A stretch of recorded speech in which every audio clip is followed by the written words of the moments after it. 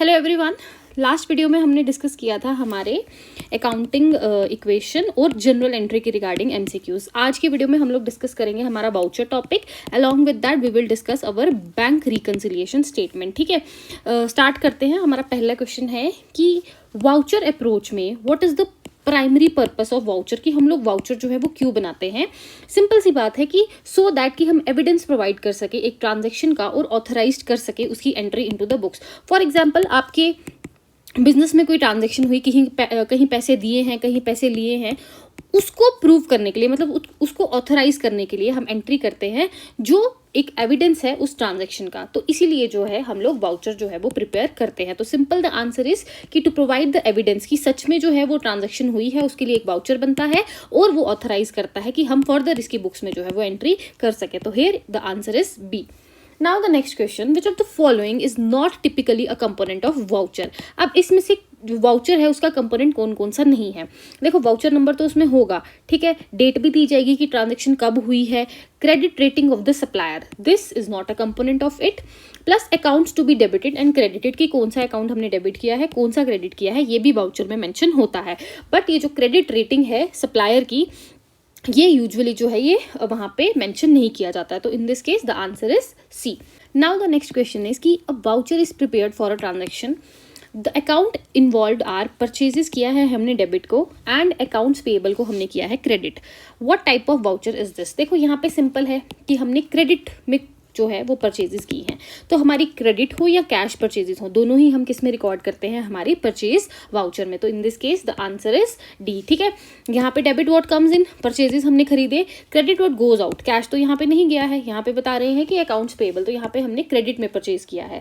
So here the answer is purchase voucher. ठीक है, now what is the main advantage of using the voucher approach, कि इसकी main advantage जो है वो क्या है। सिंपल यहाँ पे है कि देखो, it eliminates the need for a ledger, नहीं, बिल्कुल भी नहीं। It ensures that every transaction is supported by a pre number document in and is properly authorised. Yes, this is the answer, क्योंकि अगर हमें अपनी अदर बुक्स में entries करनी है तो हर एक जो ट्रांजेक्शन है वो प्री नंबरिंग उसकी की हुई होगी, प्लस वो प्रॉपरली ऑथराइज की होगी, तभी हम जो है वो उसको अपनी बुक्स में ऐड करेंगे। तो in this case the answer is B. Now it automatically calculates the company का net profit, no, this is not the answer. It simplifies the process of issuing the shares to the shareholders, this is also incorrect। तो here the answer is B, कि जो एक voucher system है ये strong जो है, it's a strong internal control mechanism. जो pre numbering है वो प्रिवेंट करती है कि कोई डॉक्यूमेंट मिस तो नहीं हो गया, ठीक है ना, तभी हम इसकी नंबरिंग करते हैं। और जो ऑथराइज है वो इंश्योर करती है कि कोई भी पेमेंट जो है वो बिना अप्रूवल के जो है वो नहीं हुई है। ठीक है, तो here the answer is B। Now the next question, when a business makes a cash payment for rent, which of the following combination of vouchers and entries is incorrect? यहाँ पे सिंपल सी बात की गई है कि यहाँ पे क्या किया है, कैश पेमेंट की है रेंट की, तो कैश यहाँ से जा रहा है, ठीक है ना, सिंपल सी बात है, कैश यहाँ से जा रहा है, therefore you use a payment voucher. तो हमने कौन सा यूज किया होगा, पेमेंट वाउचर यूज किया होगा। लेकिन debit what comes in, credit what goes out, तो यहाँ पे डेबिट करेंगे हम अपने रेंट एक्सपेंस को और हम लोग क्रेडिट किसको करेंगे, कैश को करेंगे। तो in this case the answer is B, D इसमें आंसर जो है वो नहीं है, एंट्री उल्टी की हुई है। ठीक है, आई होप यहाँ तक क्लियर होगा। Now the next question is कि a debit note received from a supplier for goods returned would be processed using which type of voucher?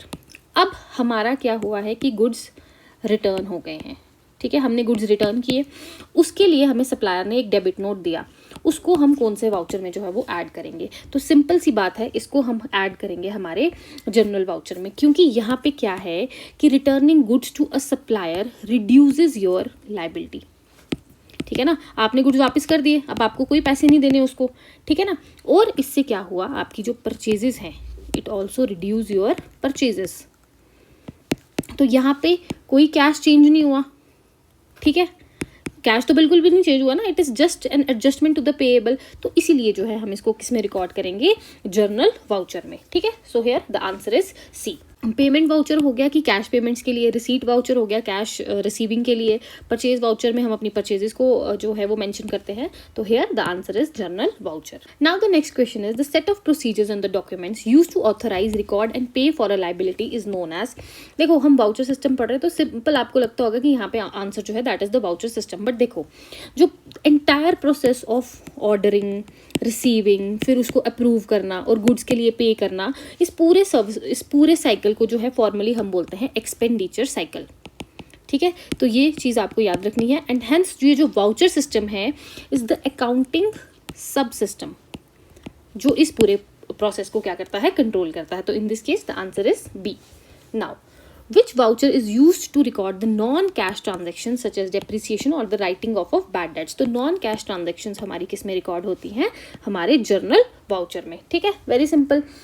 जैसे डेप्रिसिएशन, अमोर्टाइजेशन, बैड डेट्स को राइट ऑफ कर देते हो, कोई भी एडजस्टिंग एंट्री होती है जिसमें बैंक या कैश इन्वॉल्व नहीं होता, उसको हम अपने जर्नल वाउचर में ऐड करते हैं. ठीक है. Now the next question is कि a voucher package typically includes the voucher itself and the supporting documents. What is the primary purpose of having a paid stamp on these supporting documents? कि paid वहाँ पे मतलब एक paid नाम की blue colour की stamp लगाई जाती है, कि उसका रीज़न क्या है कि why the stamp is put on that. देखो एक्चुअली होता क्या है कि वो सप्लायर की इनवॉइस पे जो है हम लोग ये पेड स्टैम्प, मतलब जो हमारा सप्लायर है, सपोज हमने किसी से परचेजेस किए, ठीक है, तो उसको हमने लिख के दे दिया कि आपने हमें पेमेंट कर दी हुई है. ठीक है, और सपोर्टिंग डॉक्यूमेंट्स है उन सब पे हम लोग स्टैम्प लगा के देते हैं. इससे क्या होता है कि जो अनस्कल्परस एम्प्लॉय हैं, ये जो क्लर्क कभी कभी क्या होता है कंफ्यूज हो जाते हैं, या करप्शन को प्रिवेंट करने के लिए जो है, ताकि सेम इनवॉइस दोबारा ना बनानी पड़े. फॉर एग्जांपल आपने एक बिल जनरेट किया, 10,000 की आपने परचेजेस की थी, आपने उस पर पेड स्टैम्प लगा दी. ठीक है, अगर कल को मिसकन्फ्यूजन हो जाए या कोई जानबूझ के जो है अनस्कल्परस मीन्स को यूज़ कर रहा है, तो वो दोबारा से वो बिल बना के जो है वो शो कर सकता है अपने रिकॉर्ड्स में कि हमने डबल पेमेंट की है. ठीक है, तो उस पर पेड शो करने का यही है कि प्रूफ है. ठीक है, कि मतलब कोई भी जो है वो डबल अकाउंटिंग ना करे, या फिर करप्शन से यूजुअली जो है ये बचने के लिए होता है. ठीक है, so in this case to prevent the duplicate payment of the same invoice again, कि दोबारा पेमेंट ना हो. ठीक है, now in the voucher approach the person who prepares the voucher is usually, जो अब वाउचर प्रिपेयर करता है वो यूजुअली कौन होता है, एक अकाउंटिंग क्लर्क होता है या फिर वो एक अकाउंटेंट होता है. देखो फॉर सेग्रीगेशन ऑफ ड्यूटीज, ठीक है, the person who prepares the voucher should be different from the person who order the goods और ऑथराइज द पेमेंट. मैंने गुड्स ऑर्डर किए, ठीक है, अब वाउचर कौन बनाएगा, वो दूसरा पर्सन बनाएगा. इससे क्या होता है कि जब आपने डिवीजन ऑफ लेबर किया है, अलग अलग ड्यूटी सबको सौंप दी है, काम जो है वो ज़्यादा एफिशिएंटली होगा. तो दैट्स वाई जो है जो वाउचर प्रिपेयर करता है वो यूजुअली होता है हमारा अकाउंटिंग क्लर्क और अकाउंटेंट. ठीक है, now a business receives a cash refund from a supplier, which voucher should be prepared. देखो यहाँ पे क्या आ रहा है, कैश वापस आया है, ठीक है, रिफंड मिला है, तो हम कौन सा यहाँ पे वाउचर प्रिपेयर करेंगे. तो वेरी सिंपल, यहाँ पे रिसीव हुआ है तो this is the receipt voucher. जितने भी कैश पेमेंट्स हमें मिलती हैं, ठीक है, जो कंपनी को, जो हमारे बिजनेस को मिलती हैं, उनको हम किस में डालते हैं, रिसीट वाउचर में. ठीक है, तो here the answer is B. Now which of the following is a key element of internal control provided by the voucher system. तो यहाँ पे जो सबसे पहले है कि it separates the duty of authorisation, custody of assets and record keeping. Simple सा है कि दिस जो ये जो वाउचर है, this is the corner store of internal control. जो वाउचर सिस्टम है it requires the different people, ठीक है, टू अप्रूव द परचेजेस, कोई to approve the goods received, कि प्रिपेयर द वाउचर, साइन कोई और चेक करेगा. मतलब एक सिंगल पर्सन के हाथ में काम जो है वो यहाँ पे नहीं दिया गया है, हर एक पर्सन का जो है वो अलग अलग काम है. जैसे कि परचेज कोई और अप्रूव करेगा, गुड्स रिसीव कोई और जो है वो देखेगा, वाउचर कोई और प्रिपेयर करेगा, जो साइन करना होगा चेक को वो कोई और करेगा. इससे क्या होता है कि जो काम जो है एक तो वो बन जाता है और एफिशिएंटली होता है. तो इसीलिए जो है it separates the duties of authorisation, custody of assets and the record keeping. तो here the answer is B. ठीक है, ये हो गया हमारा वाउचर का topic. Now we will discuss about the bank reconciliation statement. सबसे पहले आ जाता है इसमें कि अब बैंक रिकंसिलिएशन स्टेटमेंट को बनाया क्यों जाता है. देखो इसका थोड़ा सा एक ब्रीफ आइडिया देते हैं.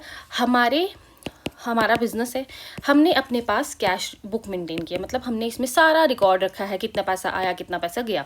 दूसरी तरफ बैंक भी होता है, ठीक है ना, बिजनेस अकाउंट भी होता है ना बैंक का, तो उसमें भी कुछ पैसा आ रहा है, कुछ पैसा जा रहा है, या हम अगर कुछ यहाँ से पैसा भेज रहे हैं, हम बैंक के थ्रू भेज रहे हैं, तो दोनों तरफ डिटेल्स रहती हैं, कैश बुक में भी और बैंक बुक में भी।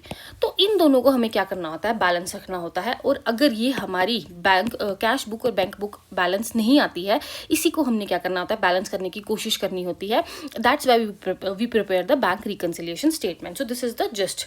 नाउ हम स्टार्ट करते हैं अपना पहला क्वेश्चन कि bank reconciliation statement is prepared, ये क्यों बनाई जाती है? Simple, to reconcile the cash book balance with the bank shown on the bank statement. तो here the answer is C, कि हमारा जो बैंक बैलेंस है that should be maintained with our cash book balance. इससे क्या होता है कि प्रूफ रहता है कि जो हमारी ट्रांजैक्शंस हैं दे आर जेन्युइन, और बिल्कुल ही जो हिसाब है हमारे बिजनेस का वो बिल्कुल अभी तक ठीक चल रहा है। ठीक है, तो हियर द आंसर इज सी।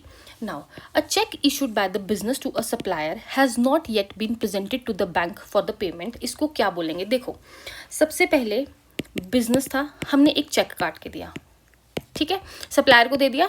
मैंने अपनी कैश बुक से वो 10,000 क्या किया, माइनस कर दिया, ठीक है। लेकिन अभी बैंक ने उसको एसरटेन नहीं किया है। कहने का मतलब ये है कि बैंक ने उस चेक से अभी आगे पेमेंट नहीं की है, हमारे खाते में वो पैसा अभी तक पड़ा हुआ है। ठीक है, सिंपल। तो इस चीज़ को हम बोलते हैं आउटस्टैंडिंग चेक, कि अभी रुका हुआ है, अभी ये आगे भेजा जाएगा बाय द बैंक। ठीक है, तो इसको हम क्या बोलेंगे, हमारा आउटस्टैंडिंग चेक। ठीक है, now 15th question, a deposit made by the business that has not yet been recorded by the bank is called as।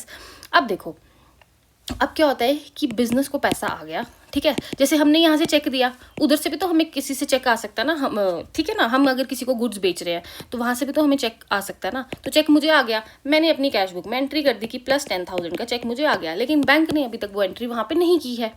ठीक है, तो यहाँ पे इस चेक को हम क्या बोलते हैं, आउटस्टैंडिंग डिपॉजिट या अनक्रेडिटेड डिपॉजिट, कि अभी तक ये क्रेडिट नहीं हुआ है, किसमें, बैंक में ये क्रेडिट नहीं हुआ है, और इसको हम आउटस्टैंडिंग डिपॉजिट भी जो है वो बोल सकते हैं, क्योंकि चेक जब हम यहाँ से दे रहे हैं, हम आगे किसी और को दे रहे हैं, तो ये डिपॉजिट हमारे बैंक में होना है।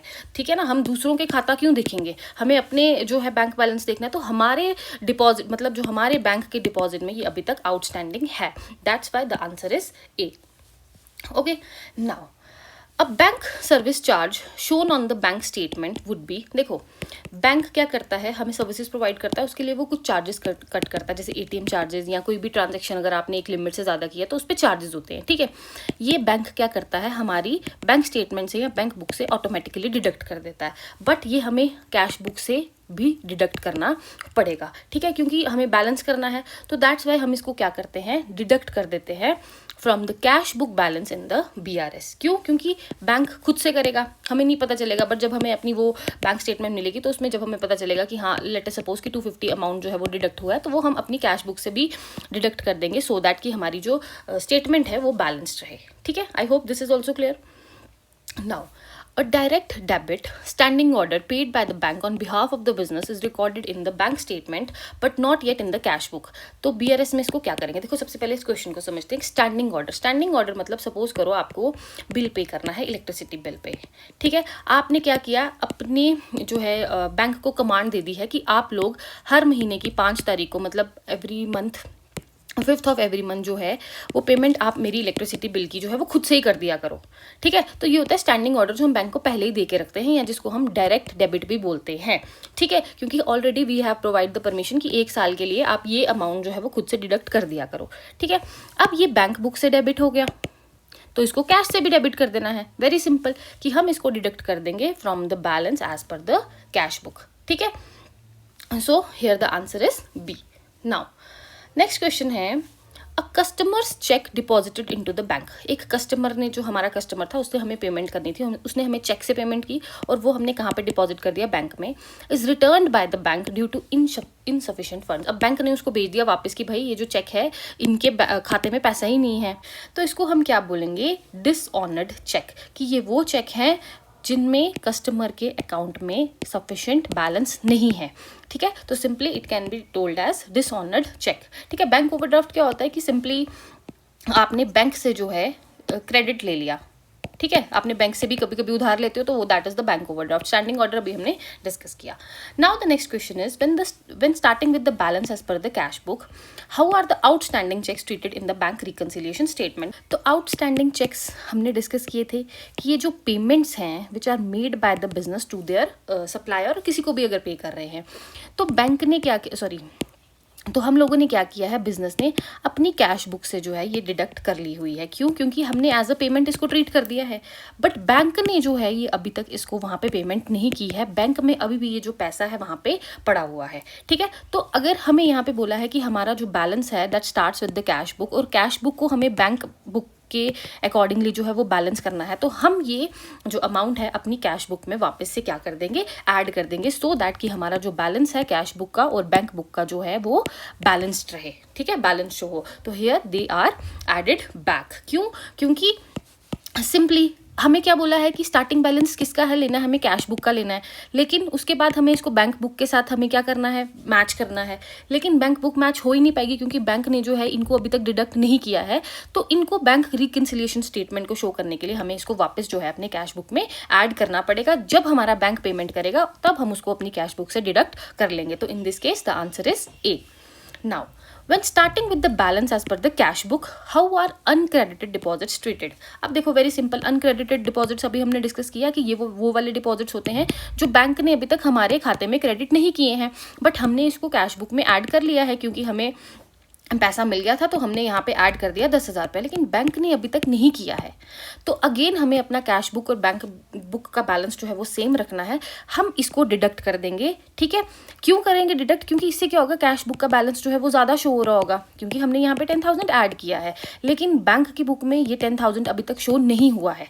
दैट्स वाई इस 10,000 को हम लोग क्या करेंगे, यहाँ पे डिडक्ट कर देंगे, सो दैट कि हमारा कैश बुक और बैंक बुक का जो बैलेंस है वो मेंटेन रहे। जैसे ही बैंक इसको क्रेडिट करेगा हम अपने कैश बुक में भी जो है ये अमाउंट जो है वो ऐड कर देंगे। ठीक है, तो इस टाइम पे the answer is B, they are deducted from the cash book to in order to maintain the balance between the cash book and the bank book equal. ठीक है, now the next question is an error is found where the cash book shows a payment of 500 but the bank statement shows 50.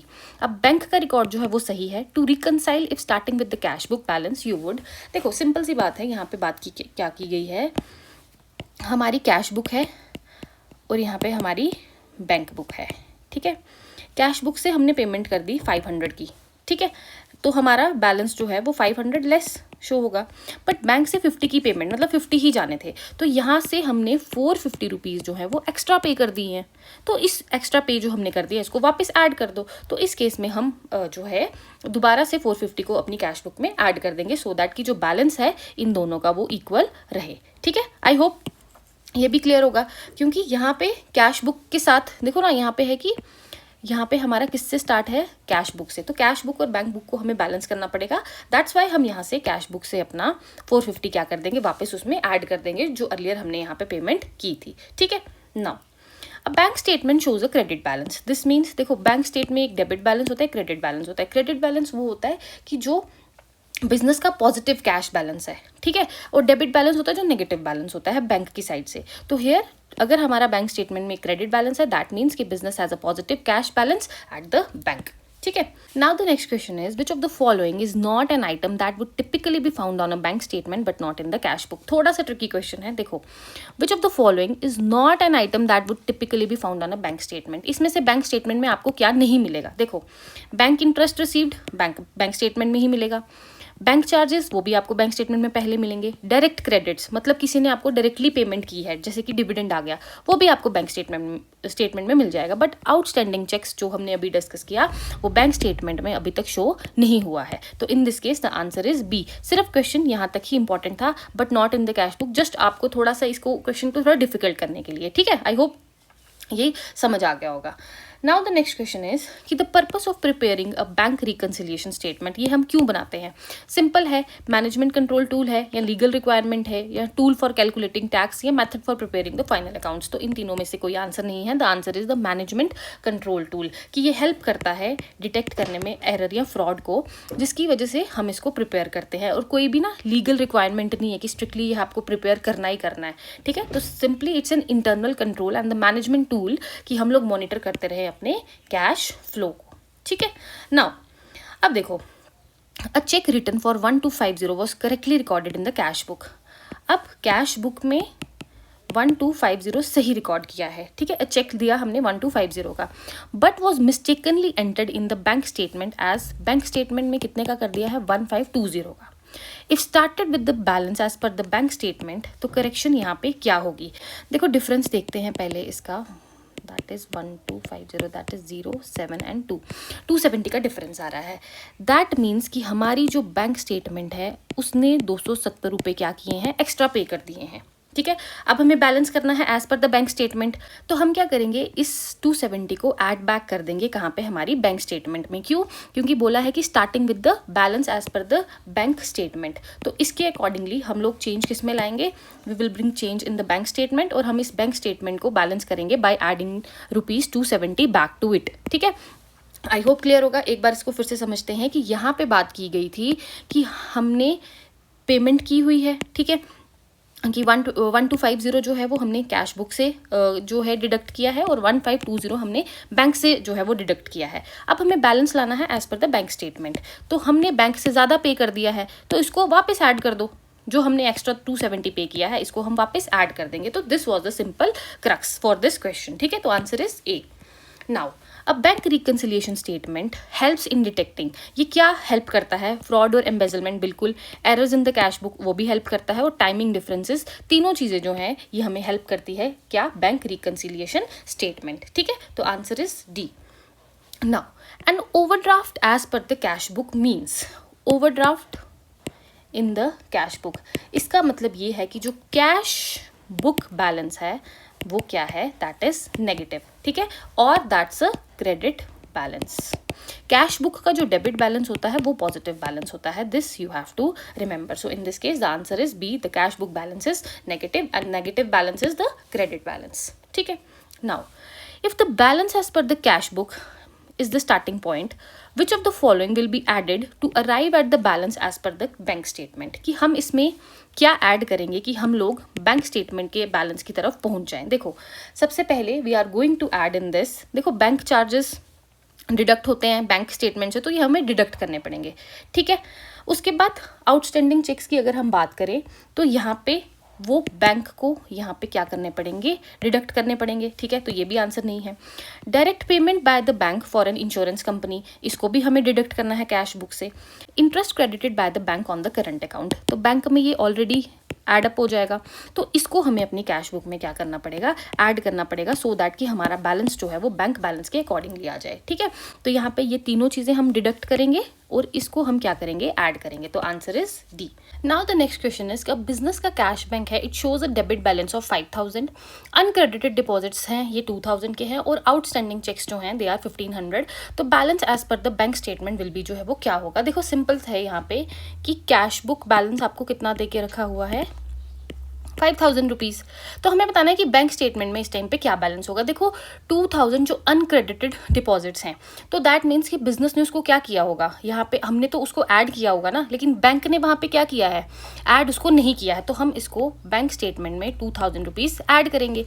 फिर उसके बाद outstanding checks, ठीक है, outstanding checks जो payment हमने कर दी हुई है वो हमने कैश बुक में तो रिकॉर्ड कर दी है, बट बैंक स्टेटमेंट में हमने वो रिकॉर्ड नहीं की है, तो बैंक स्टेटमेंट में उसको हम माइनस करेंगे 1500 को, तो यहाँ पे जो क्यूमुलेटिव आंसर है दैट वुड बी 5500। ये बैंक स्टेटमेंट के अकॉर्डिंगली जो हमारा बैलेंस होगा दैट वुड बी 5500, ठीक है। आई होप यहाँ तक आपको समझ आया होगा कि 2000 को हमने ऐड क्यों किया। देखो कैश बुक में हमने ये ऐड कर लिया हुआ है, ठीक है, और 1500 हमने कैश बुक से माइनस कर दिया, बट बैंक स्टेटमेंट में अभी तक ये चीज़ें नहीं हुई हैं, तो हमने सेम एंट्रीज जो है वो बैंक स्टेटमेंट में करनी है, सो दैट कि हम लोग जो है बैलेंस पे अराइव हो सके as per the bank statement. तो in this case the answer will be 5500। I hope this is clear. Now आज का लास्ट क्वेश्चन जो है, which of the following items in a bank reconciliation statement requires an entry in the company's cash book। Again question repeat हुआ है कि कौन से जो है कैश बुक में हमें एंट्री जो है करनी पड़ेगी, क्योंकि बैंक स्टेटमेंट में वो एंट्री जो है वो ऑलरेडी जो है वो हो गई होती है, ठीक है। सबसे पहले outstanding cheques, no this is not, क्योंकि कैश बुक में हम इसकी एंट्री पहले कर देते हैं। अनक्रेडिटेड डिपॉजिट्स को भी हमने कैश बुक में एंटर किया होता है, बट बैंक स्टेटमेंट में ये एंटर नहीं हुई होती है। बैंक सर्विसेज चार्जेस जो बैंक में ऐड या डिडक्ट हो गए होते हैं, बट जो हमारे कैश बुक में ये एंट्री अभी तक नहीं हुई होती है, तो here the answer is C. I hope यहाँ तक क्लियर होगा। नेक्स्ट अगर किसी को भी कोई डाउट है वो आप मुझे कमेंट्स में पूछ सकते हो। उसके बाद नेक्स्ट वीडियो में हम नेक्स्ट टॉपिक्स को डिस्कस करेंगे, ठीक है। Thank you.